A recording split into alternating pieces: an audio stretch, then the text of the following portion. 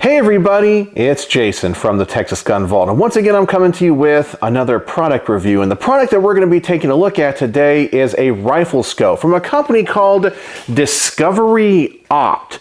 Now, I had never heard of them before contacting me, but other people who follow me on the Texas Gun Vault 2 have. And this is supposed to be a pretty darn good scope for the price, with lots of options, a very complex reticle, lots of mounting equipment in here. So I'm really excited to unbox this thing, see what it's all about. And I do like to do these reviews of more affordable optics, because not everybody out there can afford a $2,000 Night Force scope. Maybe you just bought a basic AR and you're looking for something that's going to work for home defense or maybe just basic hunting. And this might be the perfect scope for you. So that's what we're here to find out. So I'm going to go ahead and adjust the camera, open this thing up, see what comes in the box, what this scope is all about. We're going to mount it to a rifle and take it to the range and see how it performs. So let me go ahead and adjust the camera and let's see what's in this box. So here's the box this DiscoveryOpt scope comes in. It's kind of nice. And just so we get the model number correct, here is the model number up here, the HD Gen II 5 to 30 times 56 SFIR, 34 millimeter.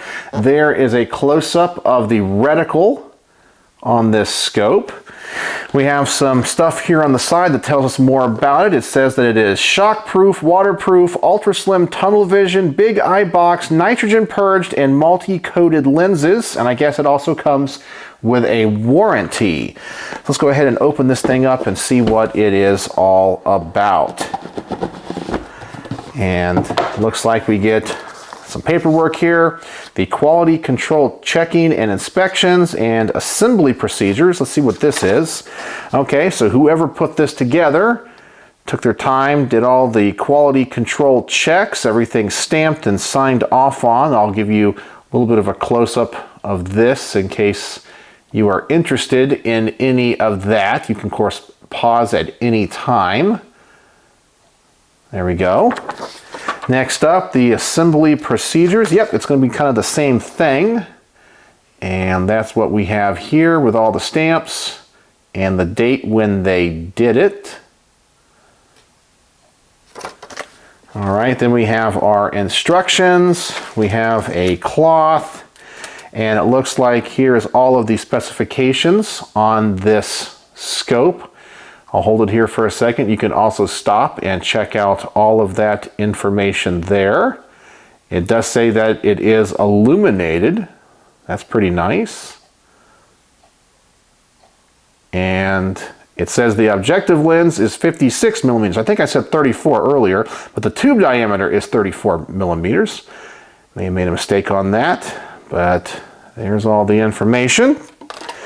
And then let's check out what we get besides the scope. Obviously, we get something here. Looks like we get some scope rings, 34 millimeters. Looks like they're pretty darn high. That's probably going to be pretty nice. Let's see what we got here. We got an extension for the tube for, of course, filtering out the light and making sure you don't have any problems when it comes to the light coming into the lens at the end. We get a little Allen wrench here, and of course we get the scope, but I think that is it, and this is definitely a big boy. Let's see what we got here.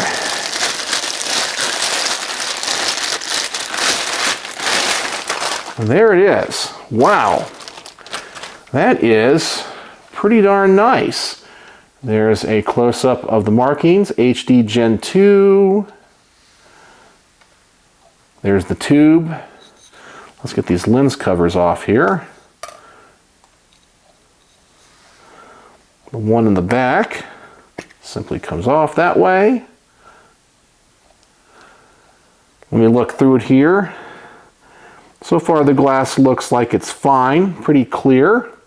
Got the adjustments on the side. I guess this is illuminated. I didn't see a battery in the box, so I'm going to assume the battery is already in there. Let's see if that's the case. And there is no battery in that, so I'll have to look in the box and see if I can find that before getting it to the range. So we have our controls for the illumination. We have the valve for nitrogen purging.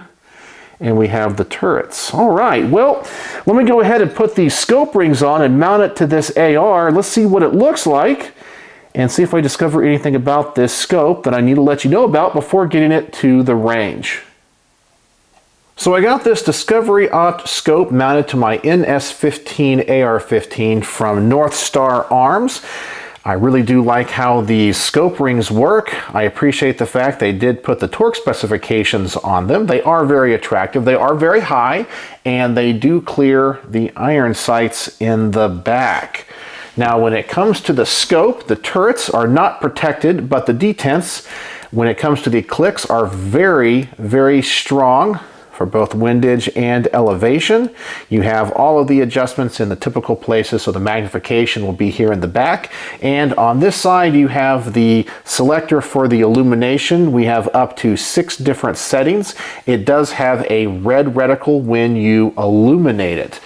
So it attached to this rifle, great. It clears everything. It's definitely a big one, and I'm really excited to get this thing to the range.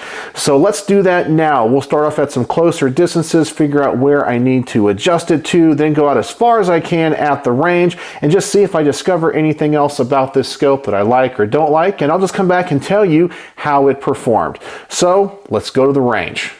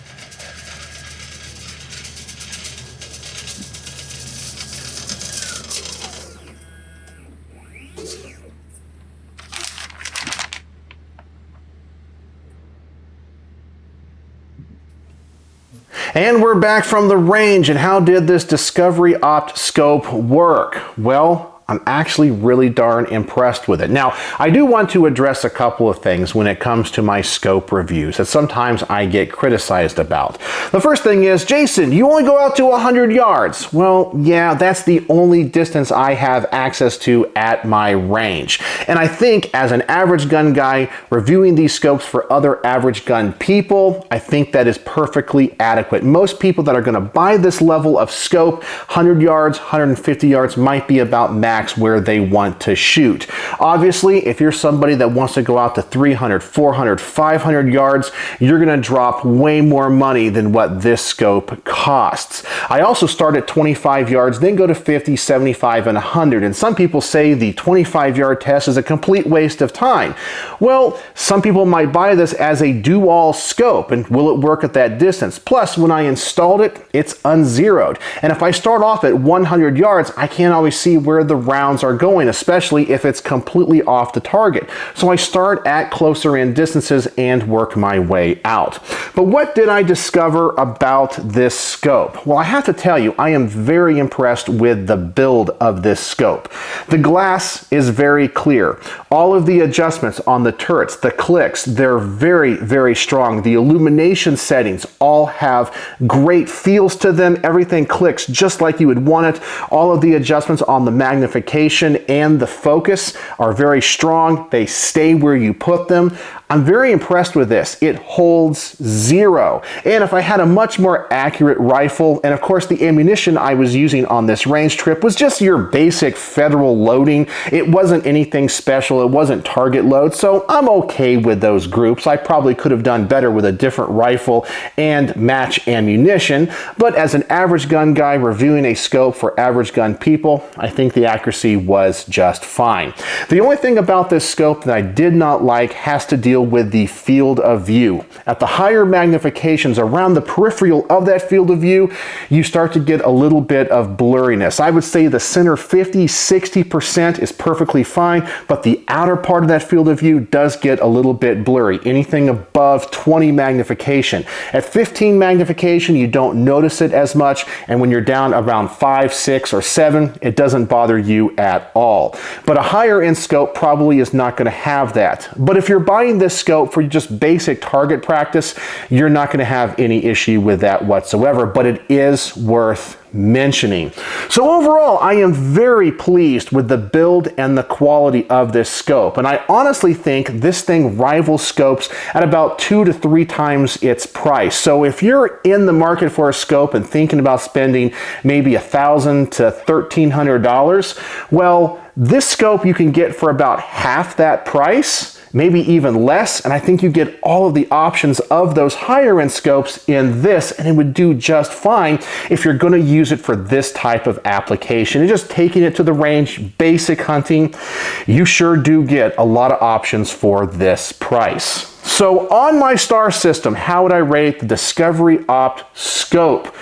Well, I have to tell you, it's going to get 4.75 stars out of 5. It exceeded my expectations. I did not think it would be as nice as it actually is. The only reason I'm deducting just that little bit of a point is because of that blurriness at the edge of your field of view. That is the only thing. And even the scope mounts that come with this are pretty nice. Of course, you can go in a different direction with those, put on something a little bit nicer, maybe something that's QD, but that would be up to you. But the ones that come in the box work perfectly fine. I had no performance issues with this scope whatsoever. It's easy to zero, it's easy to adjust, and you get so many settings.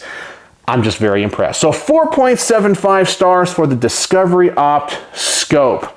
I really like this, and I think I'm going to keep it on this rifle and take it back to the range and just have some fun with it. So let me know what you think in the comment section below. Have you ever heard of DiscoveryOpt before? Does a scope like this with these options interest you? I would love to know.